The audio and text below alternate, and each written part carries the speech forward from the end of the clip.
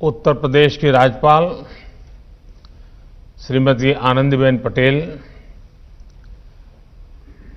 मुख्यमंत्री श्रीमान योगी आदित्यनाथ जी,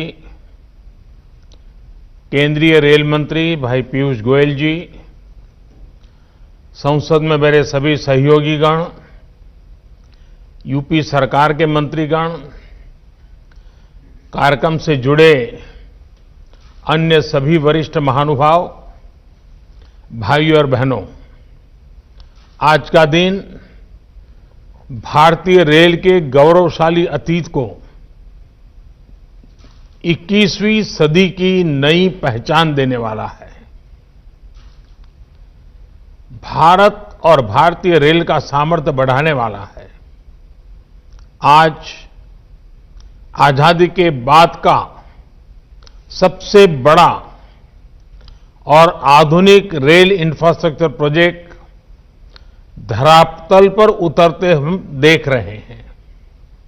साथियों, आज जब खुर्जा भाऊ पर फ्रेट कॉरिडोर रूट पर जब पहली मालगाड़ी दौड़ी तो उसमें नए भारत की, आत्मनिर्भर भारत की गूंज और गर्जना स्पष्ट सुनाई दी। प्रयागराज में ऑपरेशन कंट्रोल सेंटर भी नए भारत के नए सामर्थ्य का प्रतीक है। ये दुनिया के बेहतरीन और आधुनिक कंट्रोल सेंटर में से एक है और ये सुनकर किसी को भी गर्व होगा कि इसमें मैनेजमेंट और डेटा से जुड़ी जो टेक्नोलॉजी है वो भारत में ही तैयार की गई है, भारतीयों ने ही उसको तैयार किया है। भाइयों और बहनों, इंफ्रास्ट्रक्चर किसी भी राष्ट्र के सामर्थ्य का सबसे बड़ा स्रोत होता है। इंफ्रास्ट्रक्चर में भी कनेक्टिविटी राष्ट्र की नसें होती है, नाड़ियां होती है। जितनी बेहतर ये नसें होती हैं, उतना ही स्वास्थ्य और सामर्थ्यवान कोई राष्ट्र होता है। आज जब भारत दुनिया की बड़ी आर्थिक ताकत बनने के रास्ते पर की तरफ तेजी से आगे बढ़ रहा है, तब बेहतरीन कनेक्टिविटी देश की प्राथमिकता है। इसी सोच के साथ बीते 6 सालों से भारत में आधुनिक कनेक्टिविटी के हर पहलू पर फोकस के साथ काम किया जा रहा है। हाईवे हो, रेलवे हो, एयरवे हो, वाटरवे हो या फिर हाईवे, आर्थिक रफ्तार के लिए जरूरी इन पांचों पहियों को ताकत दी जा रही है, गति दी जा रही है। ईस्टर्न डेडिकेटेड फ्रेट कॉरिडोर, इसके एक बड़े सेक्शन का लोकार्पण भी इसी दिशा में बहुत बड़ा कदम है। साथियों, ये डेडिकेटेड फ्रेट कॉरिडोर, इनको अगर सामान्य बोलचाल की भाषा में कहें तो मालगाड़ियों के लिए बने विशेष ट्रैक हैं, विशेष व्यवस्थाएं हैं। इनकी जरूरत आखिर देश को क्यों पड़ी? हमारे खेत हो, उद्योग हो या फिर बाजार, ये सब माल ढुलाई पर निर्भर होते हैं। कहीं कोई फसल उगती है, उसको देश के अलग अलग हिस्सों में पहुंचाना पड़ता है, एक्सपोर्ट के लिए बंदरगाहों तक पहुंचाना पड़ता है। उसी तरह उद्योगों के लिए कहीं से कच्चा माल समंदर के रास्ते से आता है, उद्योग से बना माल बाजार तक पहुंचाना होता है, या फिर एक्सपोर्ट के लिए उसको फिर बंदरगाहों तक पहुंचाना पड़ता है। इस काम में सबसे बड़ा माध्यम हमेशा से ही रेलवे रही है। जैसे जैसे आबादी बढ़ी, अर्थव्यवस्था बढ़ी, तो माल ढुलाई के इस नेटवर्क पर दबाव भी बहुत बढ़ता गया। समस्या ये थी कि हमारे यहां यात्रियों की ट्रेनें और मालगाड़ियां दोनों एक ही पटरी पर चलती हैं।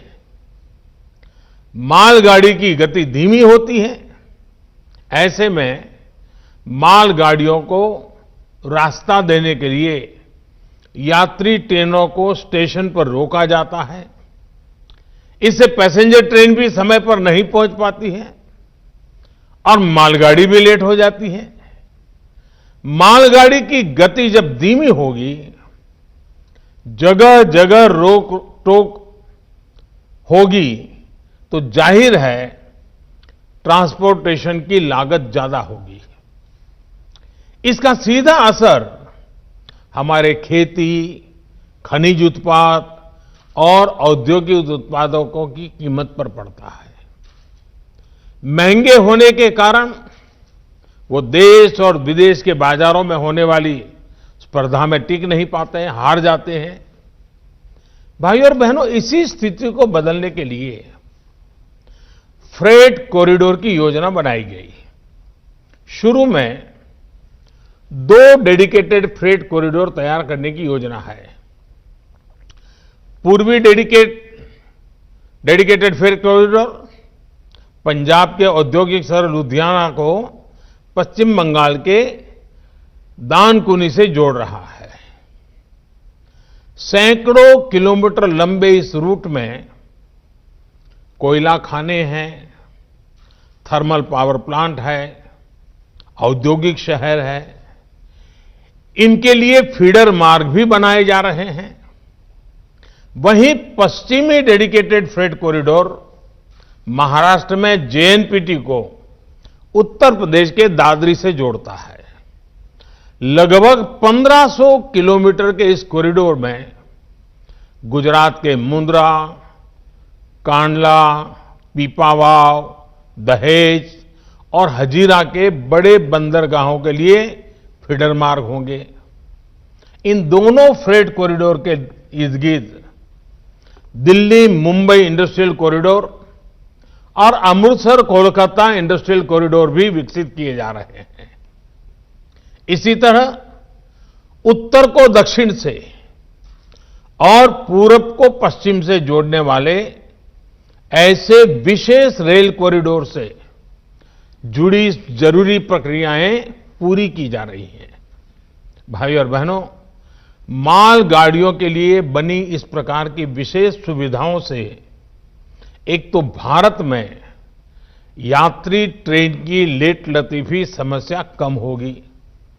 दूसरा ये कि इससे मालगाड़ी की स्पीड भी 3 गुना से ज्यादा हो जाएगी और मालगाड़ियां पहले से 2 गुना तक सामान की ढुलाई कर पाएगी, क्योंकि इन ट्रैक पर डबल डेकर यानी डिब्बे के ऊपर डिब्बा ऐसी मालगाड़ियां चलाई जा सकेगी।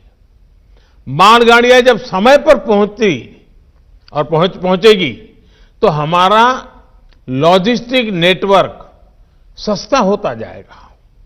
हमारा सामान पहुंचाने का जो खर्च है वो कम होने के कारण सामान सस्ता होगा, जिसका हमारे निर्यात को लाभ होगा। यही नहीं, देश में उद्योग के लिए बेहतर माहौल बनेगा, ईज ऑफ डूइंग बिजनेस बढ़ेगी, निवेश के लिए भारत और आकर्षक बनेगा। देश में रोजगार के, स्वरोजगार के अनेक नए अवसर भी तैयार होंगे। साथियों, ये फ्रेट कॉरिडोर आत्मनिर्भर भारत के बहुत बड़े माध्यम बनेंगे। उद्योग हो, व्यापार कारोबार हो, किसान हो या फिर कंज्यूमर, हर किसी को इनका लाभ मिलने वाला है। लुधियाना और वाराणसी का कपड़ा निर्माता हो या फिरोजपुर का किसान, अलीगढ़ का ताला निर्माता हो या राजस्थान का संगमरमर कारोबारी, मलिहाबाद का आम उत्पादक हो या कानपुर और आगरा का लेदर उद्योग, भदोही का कालीन उद्योग हो या फिर फरीदाबाद की कार इंडस्ट्री, हर किसी के लिए ये अवसर ही अवसर लेकर आया है। विशेष तौर पर औद्योगिक रूप से पीछे रह गए पूर्वी भारत को ये फ्रेट कॉरिडोर नई ऊर्जा देने वाला है। इसका करीब करीब 60% हिस्सा यूपी में है। इसलिए यूपी के हर छोटे बड़े उद्योग को इससे लाभ होगा। देश और विदेश के उद्योगों में जिस प्रकार यूपी के प्रति आकर्षण बीते सालों में पैदा हुआ है, वो और अधिक बढ़ेगा। भाइयों और बहनों, इन डेडिकेटेड फ्रेट कॉरिडोर का लाभ किसान रेल को भी होने वाला है। कल ही देश में 100वीं किसान रेल की शुरुआत की गई है। किसान रेल से वैसे भी खेती से जुड़ी उपज को देश भर के बड़े बड़े बाजारों में सुरक्षित और कम कीमत पर पहुंचाना संभव हुआ है। अब नए फ्रेट कॉरिडोर में किसान रेल और भी तेजी से अपने गंतव्य पर पहुंचेगी। उत्तर प्रदेश में भी किसान रेल से अनेक स्टेशन जुड़ चुके हैं और इनमें लगातार बढ़ोतरी की जा रही है। उत्तर प्रदेश के रेलवे स्टेशनों के पास भंडारण और कोल्ड स्टोरेज की कैपेसिटी की बढ़ाई जा रही है। यूपी के 45 माल गोदामों को आधुनिक सुविधाओं से युक्त किया गया है। इसके अलावा राज्य में 8 नए गुड्स शेड भी बनाए गए हैं। वहीं उत्तर प्रदेश में वाराणसी और गाजीपुर में 2 बड़े पेरिशेबल कार्गो सेंटर पहले ही किसानों को सेवा दे रहे हैं। इनमें बहुत ही कम दरों पर किसान फल सब्जियां जैसी जल्दी खराब होने वाली अपनी उपज स्टोर कर सकते हैं। साथियों, जब इस प्रकार के इंफ्रास्ट्रक्चर से देश को इतना फायदा हो रहा है, तो सवाल ये भी उठता है कि आखिर इसमें इतनी देरी क्यों हुई। ये प्रोजेक्ट 2014 से पहले जो सरकार थी, उसकी कार्य संस्कृति का जीता जागता प्रमाण है। साल 2006 में इस प्रोजेक्ट को मंजूरी दी गई थी। उसके बाद ये सिर्फ कागजों और फाइलों में ही बनता रहा। केंद्र को राज्यों के साथ जिस गंभीरता से बातचीत करनी चाहिए थी, जिस अर्जेंसी से संवाद होना चाहिए था, वो किया ही नहीं गया। नतीजा ये हुआ कि काम अटक गया, लटक गया, भटक गया। स्थिति ये थी कि साल 2014 तक 1 किलोमीटर ट्रैक भी नहीं बिछा गया। 1 किलोमीटर भी नहीं। जो इसके लिए पैसा भी स्वीकृत हुआ था, वो सही तरीके से खर्च नहीं हो पाया। साथियों, 2014 में सरकार बनने के बाद इस प्रोजेक्ट के लिए फिर से फाइलों को खंगाला गया। अधिकारियों को नए सिरे से आगे बढ़ने के लिए कहा गया, तो बजट करीब करीब 11 गुना यानी 45,000 करोड़ रुपए से अधिक बढ़ गया। प्रगति की बैठकों में मैंने खुद इसकी मॉनिटरिंग की, इससे जुड़े स्टेक होल्डर से संवाद किया, समीक्षा की। केंद्र सरकार ने राज्य सरकारों से भी संपर्क बढ़ाया, उन्हें प्रेरित प्रोत्साहित किया। हम नई टेक्नोलॉजी भी लाए।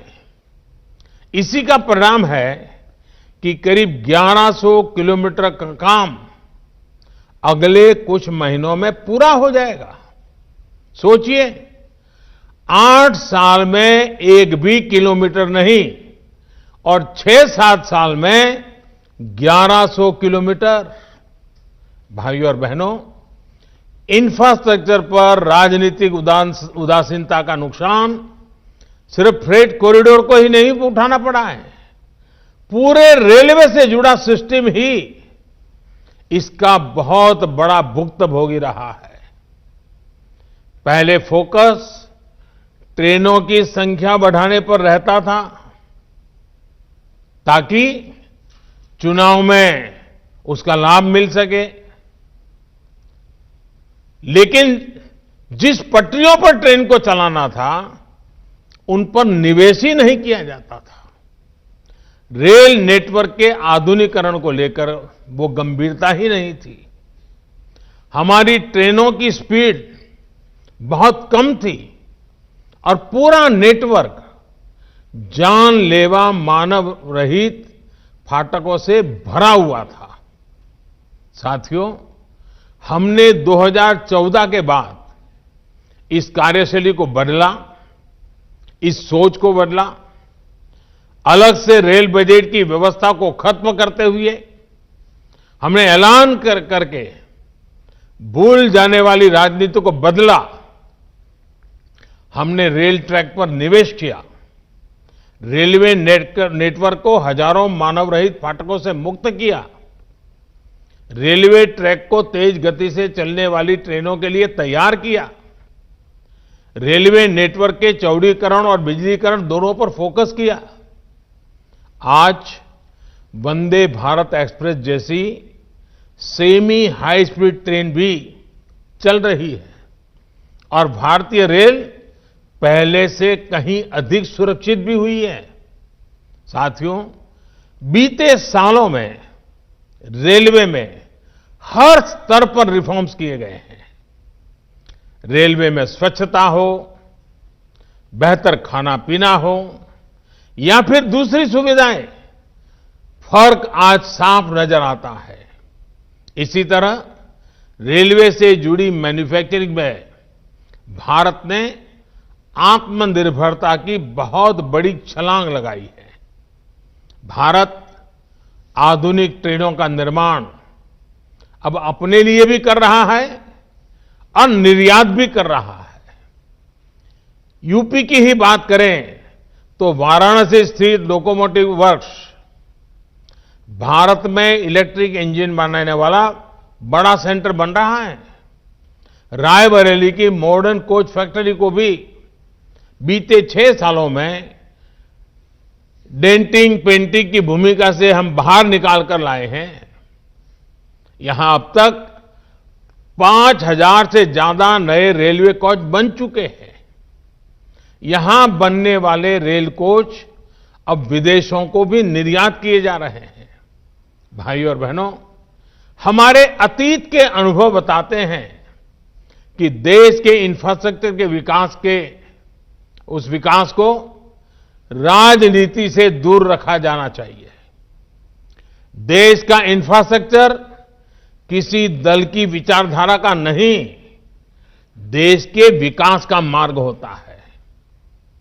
ये 5 साल की पॉलिटिक्स का नहीं, बल्कि आने वाली अनेकों पीढ़ियों को लाभ देने वाला मिशन है।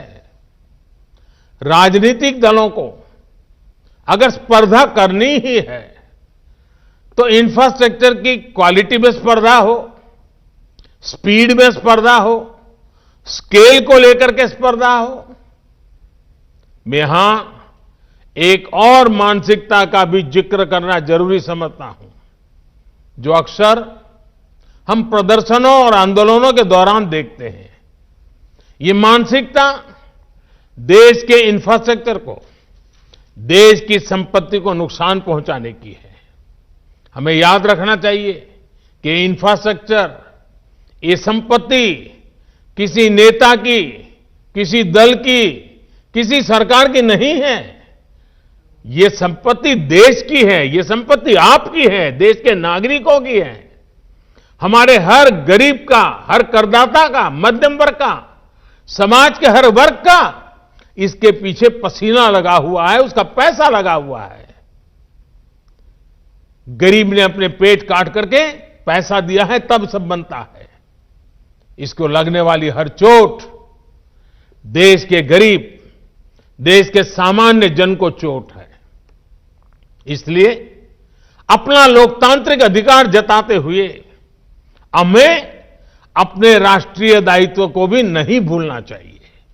साथियों, जिस रेलवे को अक्सर निशाना बनाया जाता है, वो किस सेवा भाव से मुश्किल परिस्थितियों में भी देश के काम आती है, ये कोरोना काल में दिखा है।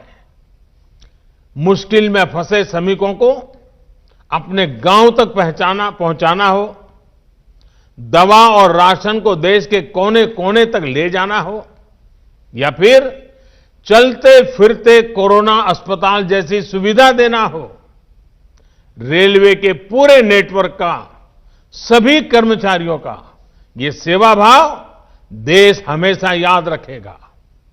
यही नहीं, इस मुश्किल समय में रेलवे ने बाहर से गांव लौटे श्रमिक साथियों के लिए 1 लाख से ज्यादा दिनों का रोजगार भी सृजित किया है। मुझे विश्वास है कि सेवा, सद्भाव और राष्ट्र की समृद्धि के लिए एक निष्ठ प्रयासों का ये मिशन अनवरत चलता रहेगा। एक बार फिर यूपी सहित देश के तमाम राज्यों को फ्रेट कॉरिडोर की नई सुविधा के लिए अनेक अनेक शुभकामनाएं देता हूं और रेलवे के सभी साथियों को भी शुभकामनाएं देने के साथ साथ उनसे भी आग्रह करूंगा कि इस फ्रेट कॉरिडोर का आगे का काम भी हमें तेज गति से चलाना है। 2014 के बाद जो गति हम लाए थे, आने वाले दिनों में उससे भी ज्यादा गति लानी है। उसलिए मेरे रेलवे के सारे साथी जरूर देश की आशा अपेक्षा पूरी करेंगे। इस विश्वास के साथ आप सबको बहुत बहुत बधाई, बहुत बहुत धन्यवाद। नमस्कार, मैं हूं मानक गुप्ता। अगर आपको हमारा ये वीडियो पसंद आया हो तो इसे लाइक और शेयर जरूर करें, और हां, हमें सब्सक्राइब और फॉलो करना ना भूलें ताकि आप देश और दुनिया की कोई खबर मिस ना करें। तो जुड़े रहिए हमारे साथ और देखते रहिए न्यूज़ 24।